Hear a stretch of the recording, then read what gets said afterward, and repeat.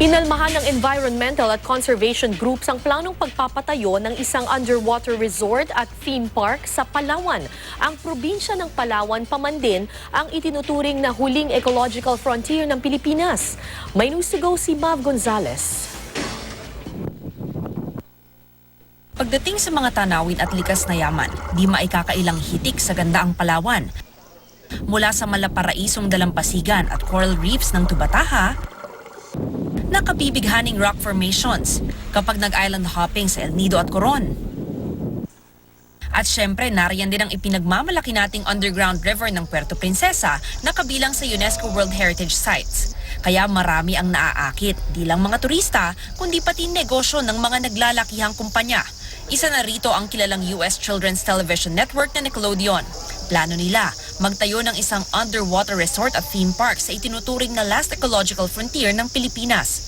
Ayon sa TV network na nasa likod ng mga kilalang children's shows na SpongeBob SquarePants at Dora the Explorer, ang itatayo nilang theme park ay magiging bahagi ng kanilang 400 ektaryang undersea development kung saan itatampok umano ang marine life ng Palawan. Sa paraang ito, mabibigyan daw ng pagkakataon ng Nickelodeon fans na makasalamuha ang mga iconic character ng kanilang TV show. Sa paraang ito, mahihikayat din daw ang publiko na pangalagaan ang karagatan.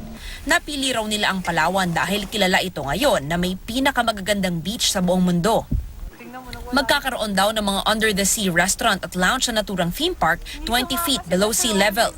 Sa 2020 raw target magbukas ang naturang underwater resort and theme park base sa initial announcement ng Viacom International Media Networks, may-ari ng Nickelodeon.